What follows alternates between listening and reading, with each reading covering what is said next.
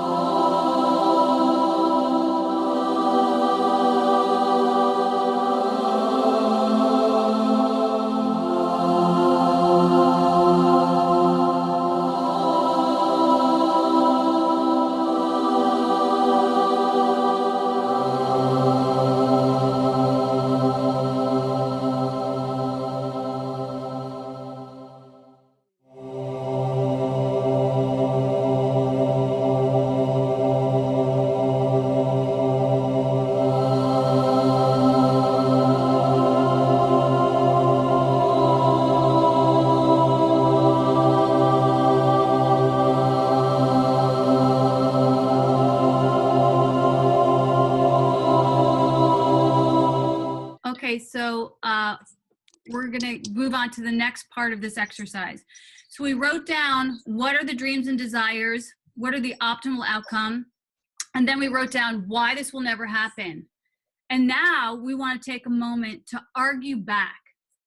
You know, a lot of times we just get stuck there. And I want you to look at each fear and each desire and argue back like it's your life, like it's the last bus out of hell. Why this time is different, why there's a bigger why behind it.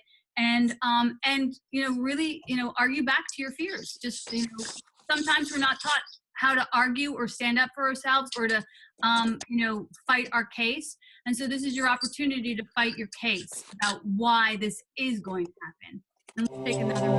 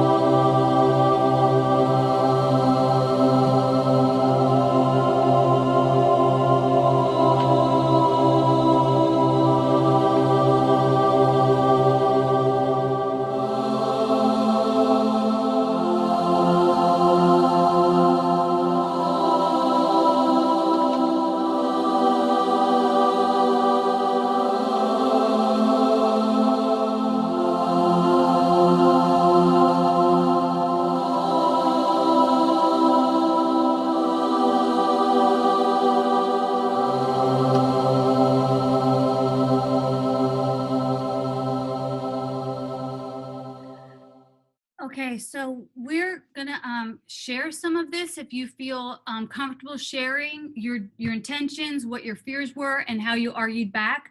But before we begin that, I really want to encourage you to continue to build that legacy board, because the more you recognize everything that you've already done and the things that you've moved through that you once thought were impossible, the more you're going to be able to really awaken your own confidence in your creativity. And even when the fear says this is not possible, you know, we've all heard so many stories about the achievable, you know, the impossible becoming achievable.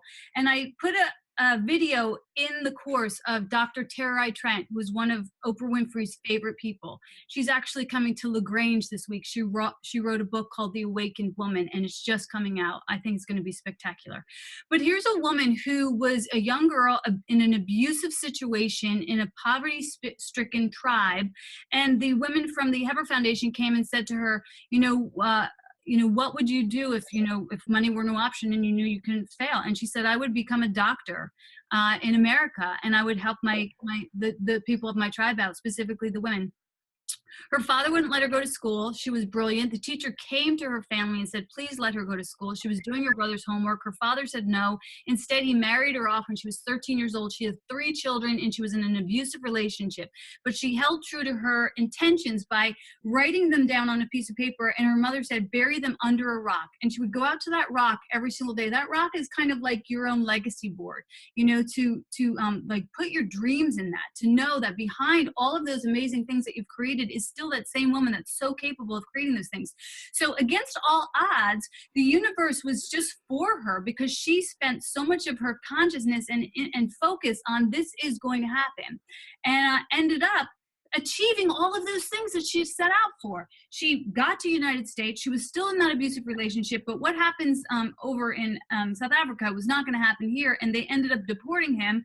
So she put herself through school. She kept going, and I was actually at the show when Oprah said to her, "We're going to help make that third desire come true," and she handed her this huge check to open up this girls' school.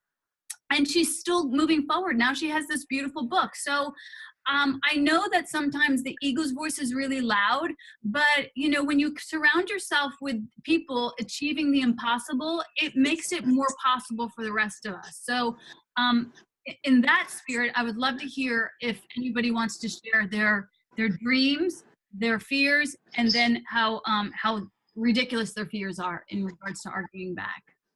Anybody want to share? And you can wave your hand if you want to share. Nobody wants to share. You do? Who was that? Wave your hand if you want to share. I'll Go ahead, Patricia. Okay. So I'm going to share this because this literally just came to me when I was on my way home this evening. Mm-hmm. And that is that I would like to take children overseas and really work with them in learning about different cultures. So we learn all about it, and then we go over and we spend time immersed in other places. And that just came to me. I don't even like kids, really.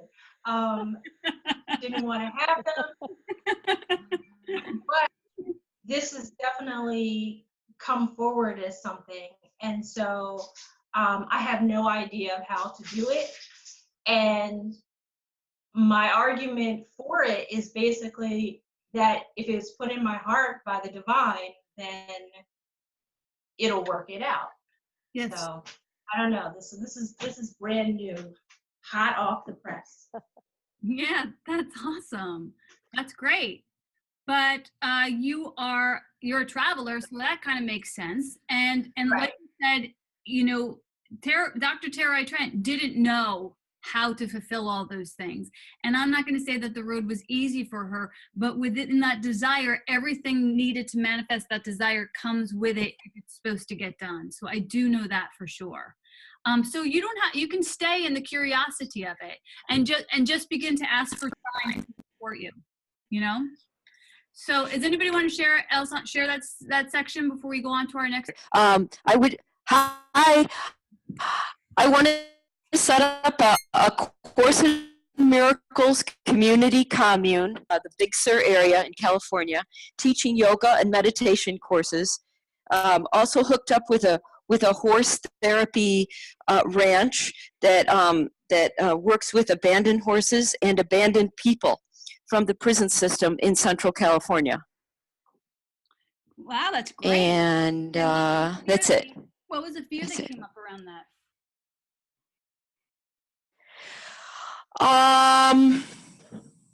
That's going to cost a lot of money, and I don't have it. That's going to cost a lot of connection. That's going to take a change in thinking about the people in prisons as people. So what was the argue back? The argue back is I've had this goal, this dream for several years now. Back when 15 years ago when I came to this area and I said, I just want to work with horses. And I didn't even know that horses were in this area. And my neighbor said, oh yeah, there's a horse ranch like 20 minutes from here. And I've been hooked up with them doing horse therapy for the last 2 years. And I'm in the horse community. And I used to spend my retreats and my vacations in Big Sur. It's palatable to me. The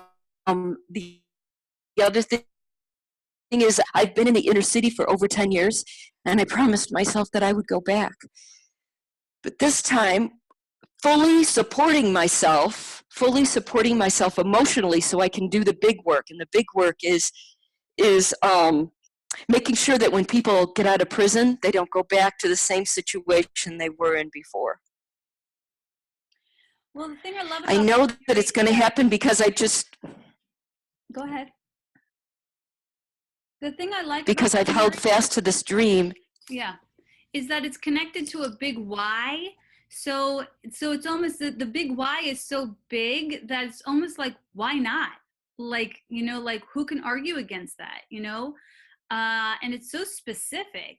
So yeah, so that's great. I would, just like Patricia, I would continue to ask for signs and synchronicities. And I think that the next couple of classes in regards to really identifying your wingmen and your lighthouses is going to help you to can start to create an actionable path to, you know, what are some recipes that have already been used to do this type of thing, who's already doing this type of thing. So yeah, it's so very doable, it's so very achievable. One thing I'd say is you know, when working with people in prison, the more free your mind is, the better. So like, you know, people who already work in prison, one of them is that guy who's in our meeting. I would talk to him. He's got a real Zen energy and he works with, and I would even ask him, can I intern with you? You know, so you can start to get into the mindset needed to bring that degree of peace to that degree of chaos. That's what I'd say about that. So, so yeah, that's great. So you guys, we're going to move on to the next thing and the next exercise. And the next exercise is really about clearing our own consciousness so that the intentions and these intentions can take root. So keep your notebook out and your pen. And I'm going to ask you some questions, starting from the inside out.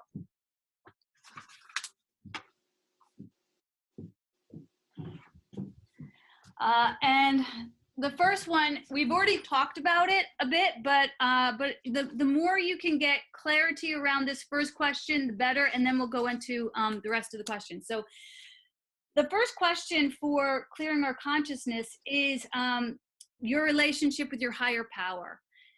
You know, for 30 seconds, just again, write out your relationship with your higher power. Now, not who your higher power is. Hopefully you're establishing an awareness of what your higher power feels like or your divine feels like.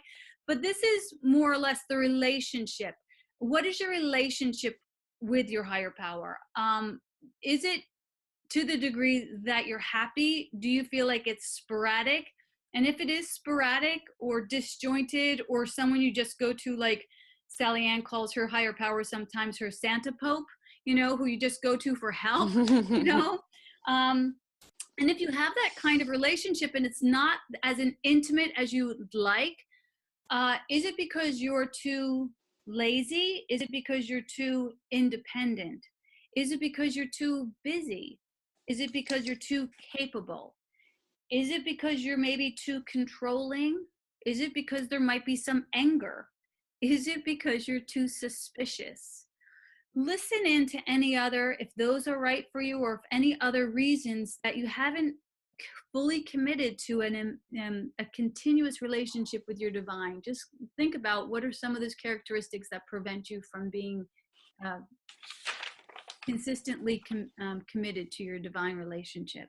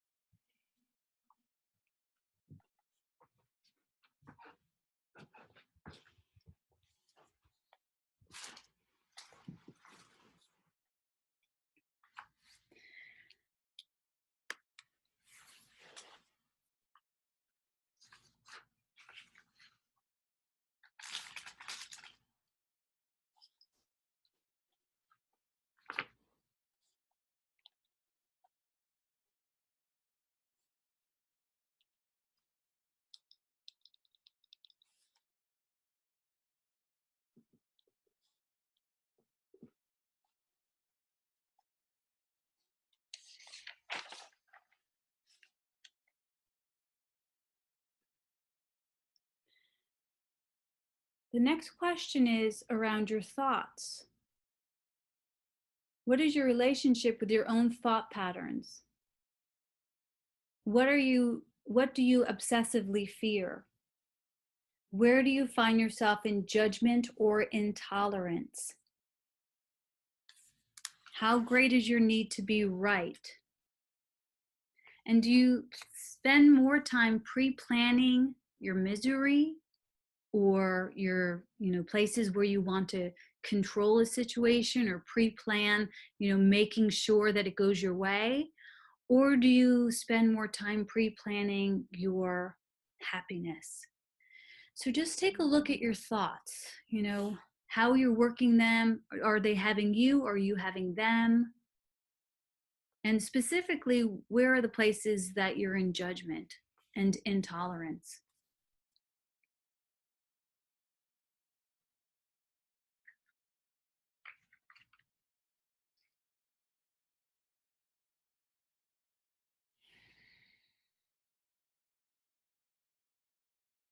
Hey, Maureen, Yes.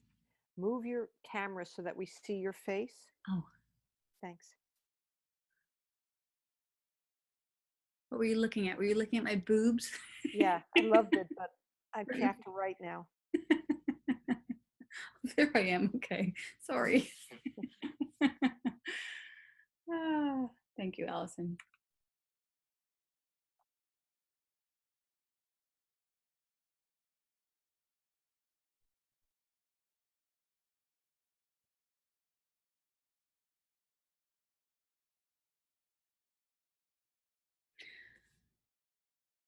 Okay, so the next question is your law or your scaffolding.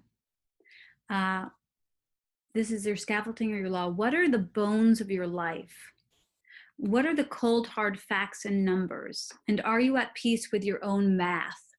Are you even aware of your math? What are the numbers that are important to you? Do you judge your age, your weight, your house size, your zip code, your number of friends, your subscribers, the number of your debt or your savings? Do you even pay attention to your personal math? Write down some of your math and your feelings about these numbers.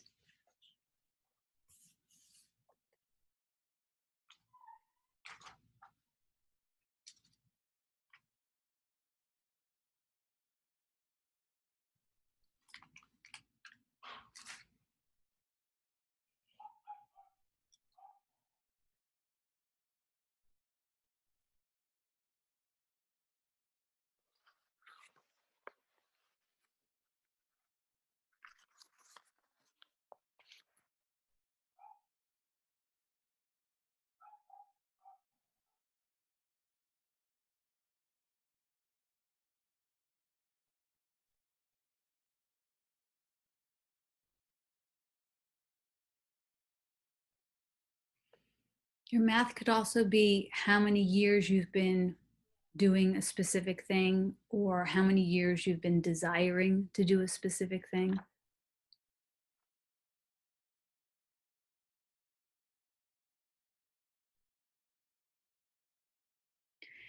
And your math can have very positive feelings around it as well. So just notice some of those numbers. How many years you've been married.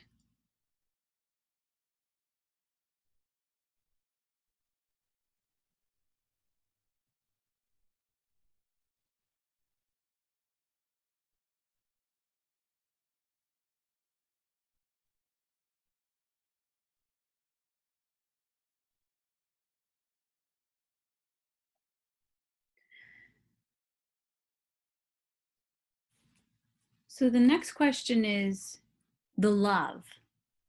The love is about what you feel when you actually look around your life. So what are your relationships to your body like and your body image? And are you happy in your own skin? And are you happy in your own home or place of living? Does it feel like a sanctuary or does it feel like a prison? Does it feel like a springboard? Is your car or mode of transportation appreciated and well maintained? Do you need an eye exam or an oil change or a cleaning lady or more vegetables in your diet? Like, are there areas in your life that are just not well maintained, or are they well maintained? Do you need more movement or a walking buddy or a dance class or more soul food or more laughter or more connection? So look around the areas of your life. Do you like what you see?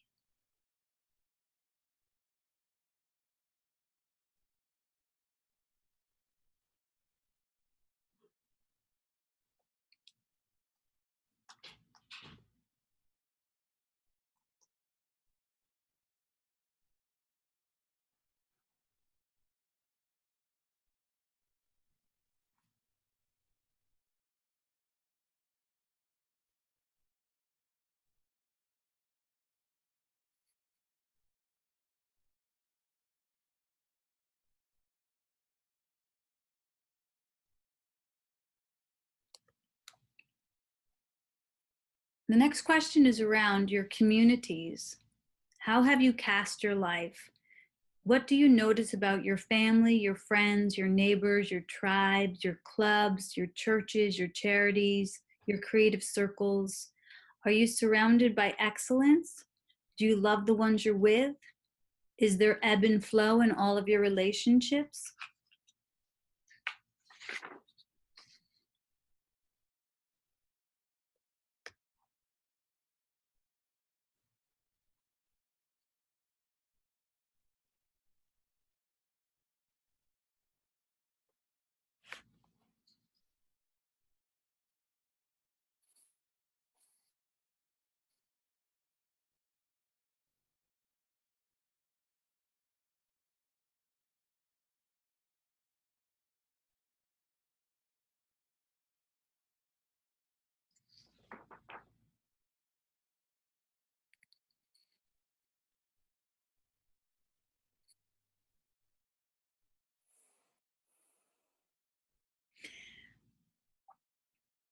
Specifically notice where there's any places that seem to drag you down or that hold you back, and we're going to talk about that after this exercise. So the next one is your love, your communities. The next one is your expression. So for your own self-expression, do you feel that you're playing the leading role in your own life, or are you an extra? Are you visible in your life? Are you able to contribute and engage? Or are you hiding or playing it small or people pleasing in any area? How authentic are you? Do you water down your truth or sugarcoat your truth? Do you hoard? Do you see possibilities? Do you make up stories about others to keep yourself safe?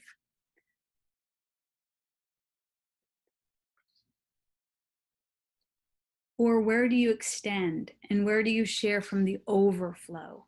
So just notice those two areas. Where in your life are you extending and where are you easily expressed? And where might there be areas where you're retracting or playing small or not fully showing up? Just focus on those two areas for the next minute.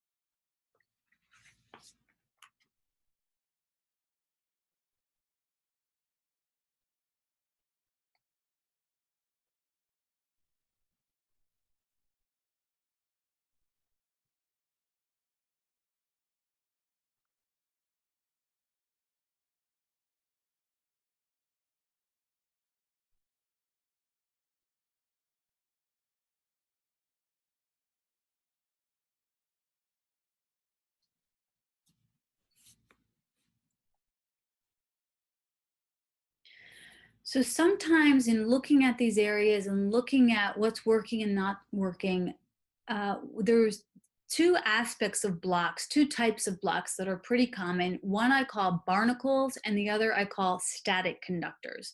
So barnacles are people, places, and things that literally suck your energy.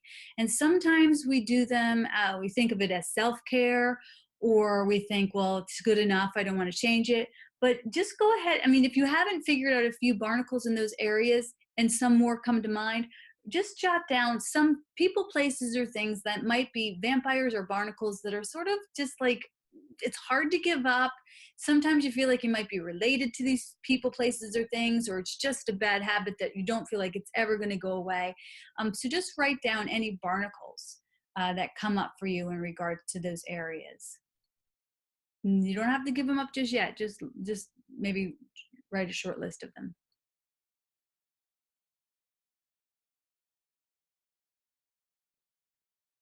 Barnacles are usually people who are victim-y and who say, I just need your help. I just need your help. So that's what I'd say about barnacles. They kind of have placed you on a pedestal.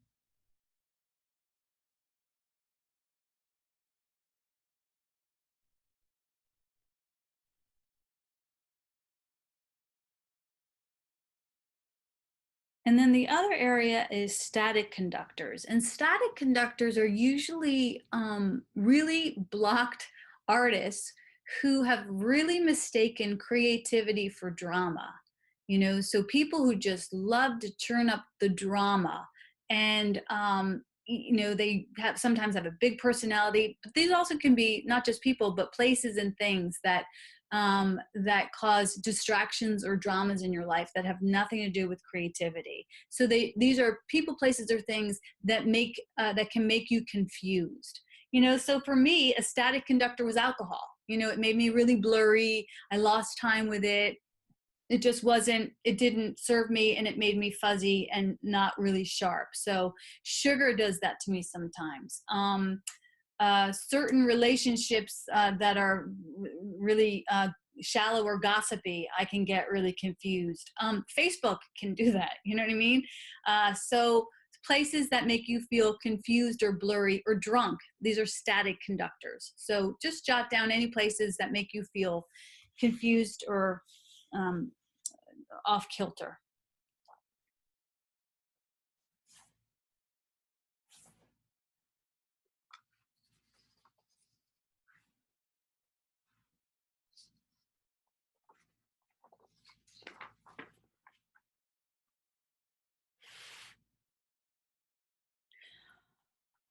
Okay, so that was a lot of questions and a lot of digging down, and I'd love to see what came up, if anybody wants to share anything around the clearing the confusion, any awarenesses. I'll go ahead and unmute everybody.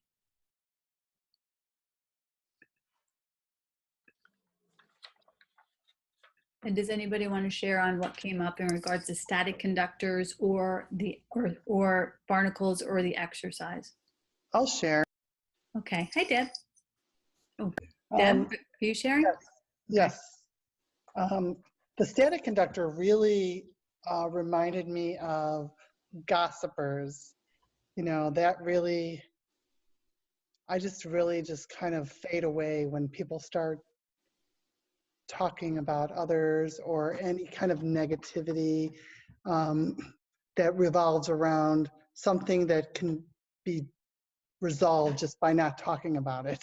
You know, that's a big one for me. And the other one is extremes. Like some people are really, really, really rosy and everything is wonderful and everything, and I love that. However, like it's not always like that. Just because like it's their opinion, it's not really like that. And then the other extreme, you know, everything is doom and gloom. So extremes kind of get me fuzzy too. So I'm kind of more in the middle, like maybe more, you know, just a little more even keeled, and I'm not really a big extremist. So those things kind of, they lose me. I get lost in it somehow. So that's what I have to share with that. Yeah, so around gossiping circles, you get a couple of choices. You get to be light and polite, and you get to be a tide changer. You know, you get to change the channel, or you get to walk away. You know, so those are the three things. Like light and polite. If you're stuck in an elevator with someone, you don't have to engage. A tide changer means like really flipping it. But if the conversation is so immersed in that kind of groove and that kind of addiction, then the other option is just walk away. you know, Mhm. and to notice where those people, places, and things are, so that you can allow yourself not to choose it. You know, if somebody tells you they're a hot oven or a gossiper, and we keep, touching the hot oven thinking it's going to be different, or hugging the porcupine think it's going to be different, it's like, no, this is a porcupine, so Mhm. identifying those things is the first step to not choosing them. Right. You get to choose, it's your life. Right. A lot of times when we talk about this week is is the fear of vacancy. Like, if I don't choose, like, that's as good as it gets, so if I don't choose it, I'll have nothing. And what I would say is, is that to start to get comfortable with being uncomfortable around vacancy, because vacancy is a real powerful place of fertility if we allow it to be vacant, like that. That's what I'd say about that. There's, in regards to the seasons, like the trees do not hold on to their old leaves. They let them all fall off, and they don't fear the winter, and they don't fear the nakedness, and they don't fear the mud. And that's what this whole week is about. It's like, allow yourself to make some real shifts and to let some stuff go. So Mhm. that's why we're doing this exercise, so we can literally look at those places that we really are ready to let this go. Does And anybody then, else want to share? I agree. I agree with Deb, and it's interesting because I think too that I have people that are a lot of drama all the time, and then I find it like I'm just like watching a movie, like I'm not participating in the conversation at all. It's like I'm like, wow, they're really upset. Look at that. Like it feels like they're so distant from me, and I could be like an inch away, but I go way back in my head, like, wow, look at that. They're really upset about that car thing. Like, and I find that kind of is a static conductor for me. And I have a woman that is a friend of mine. I use that term loosely, and it is that constant, now what do I do? Now what do I do? How do I handle this? And I find that I don't even, I go way back in my head there, I'm Yeah. not fully present. Yeah. So I get it. I agree with her. It's the gossipy, and for me too, what came up was that drama person, very Yeah. dramatic. Yeah. And would it be okay to really, even instead of stepping back in your head, stepping back physically, like Yeah. not engaging physically? So the next exercise is really going to hopefully help us to commit to making the exercises of, like, excusing ourselves from pockets of chaos. And it's called the Big Yes, and there's a video on it. But basically, I'll walk you through it. Uh, before we begin that, what I wanted to say about the creative experience, when we talk about doing letters to the divine, and when we talk about soul food, those two aspects are love and law. When we did the exercise, we talked about our love and we talked about our law. And these are broken down to, like, the masculine and the feminine that lives within us. If our masculine and feminine are really healthy, they can you'll see, like, the holy masculine as a circle and the holy feminine as a circle crossing over. It creates this thing called the Vesica Piscis. And when you look at that shape is like the vagina. It's shaped like a seed, and it's shaped like an eye, and this is a symbol that shows us that from when we have health in the masculine and in the feminine, those two things can merge and marry and cause a vortex for us to be able to manifest really swiftly, easily, and without congestion. And that's why we use these two tools. Writing to the divine is the discipline, it's the masculine, it's the commitment, it's the devotion, it's the dedication that you show up to every day and create this relationship.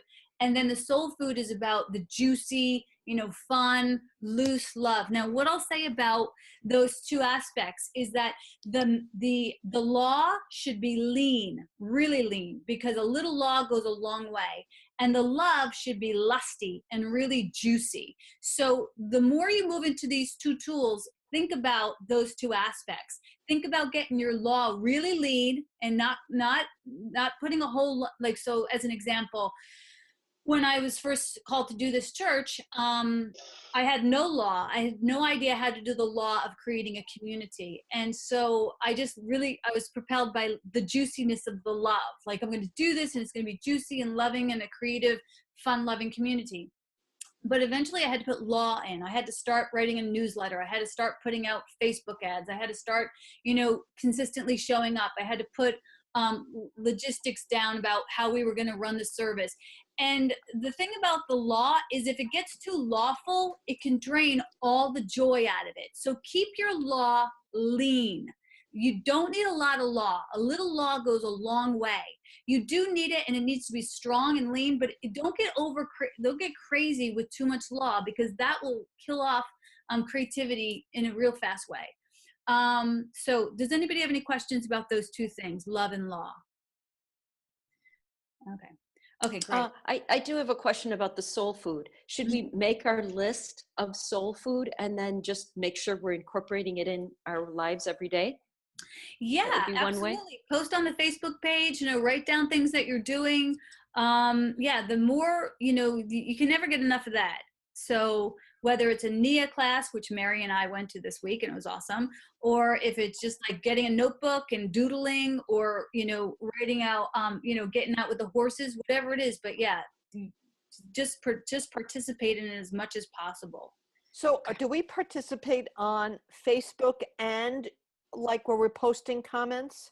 Yeah, I mean, this is the first time doing it on the website, so it's nice to have them there. And it's also because on the website you don't get the visuals, and I think as creative people, like the pictures, the things that inspire you, the discounts on local classes, or the picture of you doing a hula hoop, whatever, I think that's kind of fun, and what I mean, for us to all see and be inspired by. As creatives, it's really visual, and Facebook offers that. So that's what I would say about that. Okay. So the last thing is the big yes, and you'll watch the video on it. But I would love for you to really think about a place in your life that you're going to clear something away. You might have already thought about it in regards to some of these exercises. Like Allison was saying, there's these people that are very dramatic, and someone else was mentioning these gossips. So this kind of gives the big yes gives us the tools and the clarity to actually make a decision to say this no more, this no more. So the first question to the big yes is, would I do this in the dark, in the middle of the night with no one watching? And if you get a yes, so is it, do you want to hang out with this person? Do you want to help this person? Do you want to go to this baby shower? Do you want to go on this audition?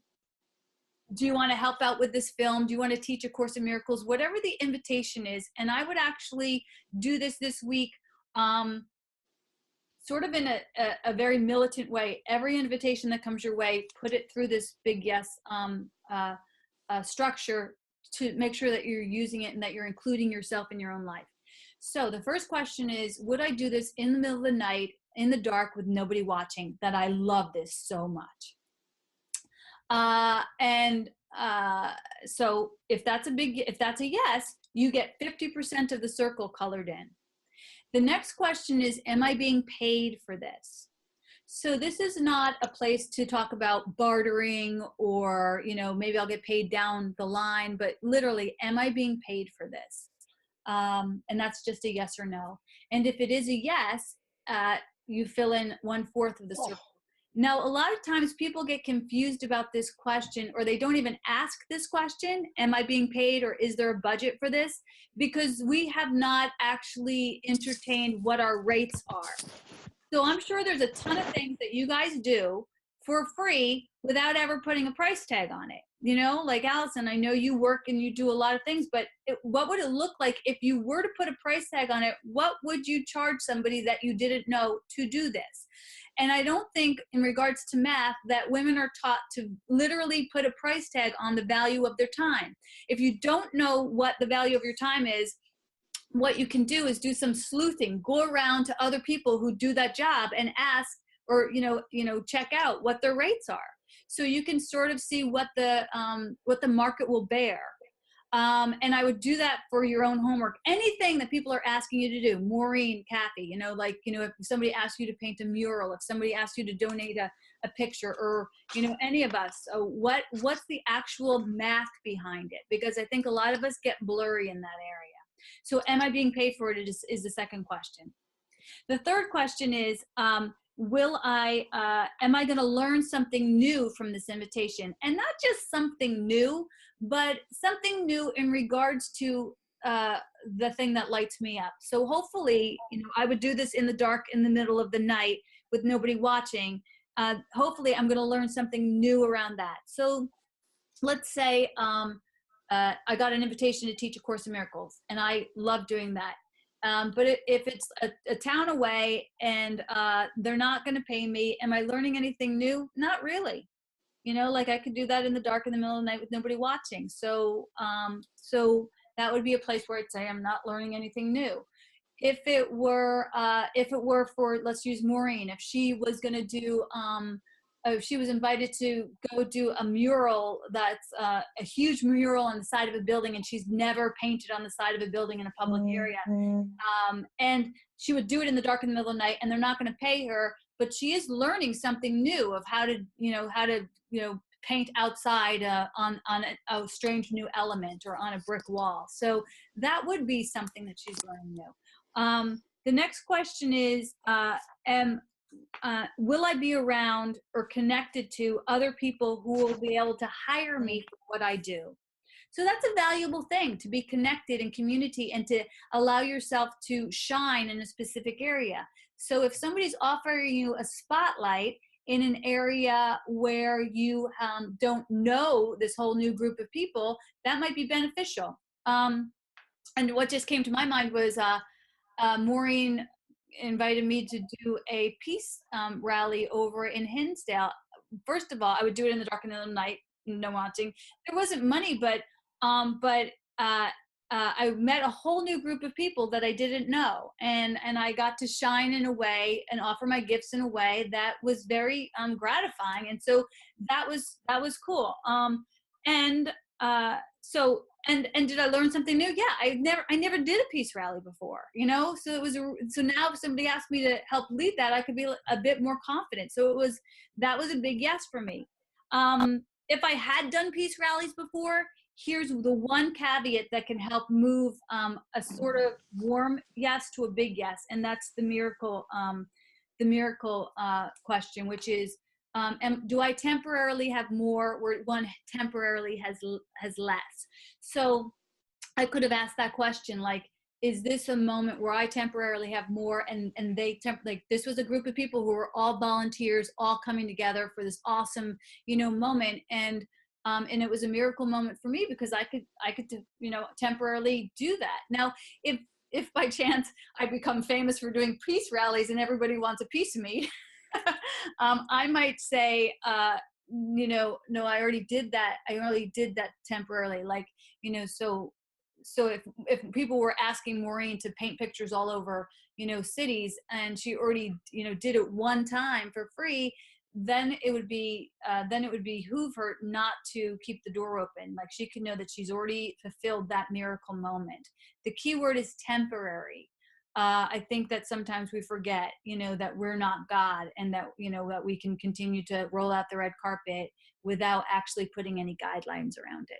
So that's the big yes. Does anybody have any questions about specifics for the big yes, or anybody want to put anything through that? I have a question. Yes. So you said that for the first one, you color in like 50%. Yes. So are the other ones 20? Like what's the other ones are 25%. Okay. Now, if you have I feel like I'm missing something with this big yes. I'm sorry. That's I'm not feeling my best today, so I might be. That's okay. We have a video, and I'll put it on the Facebook page. Okay. And it's helpful to have a visual with this one. I'm very visual. Yes. Yeah. So what I'll say is, I'll put that on the Facebook page, but I'll also say for the rest of the group, if you have the first piece, would I do this in the dark, in the middle of the night with no one watching? If you have that, you have a real strong yes. If you don't have that, and you've just piecemealed a big yes together by fourths, by four quarters, it's a big yes, but it's a fractured big yes. It's not as powerful as living from the one that has half filled in. So like say if you're getting paid, you're going to learn something new and you're around people that'll help you to do the thing that you love to do, and it's also a miracle moment, but your heart isn't 100% in it, like you wouldn't do it in the dark in the middle of the night with no one watching, and you're kind of taking somebody else's role. And Mhm. you really want to think about, do I really need to be doing this? So in regards to those friends, those barnacles, and those static conductors, I would love for you to look at the big yes and see, like, can I step away from this? Can I literally step away from this and cultivate a little bit of vacancy in my life and just see what happens for the next 4 weeks? Just see what happens with a little vacancy. So does anybody want to share anything before we close out with a prayer? I just want to let you all know that on week 2, the module wait before you create goes into this, and that's where the video is. Yeah. Thanks, Nick. Okay. Thanks, Kathy. Yeah. Anybody else have any questions? Okay.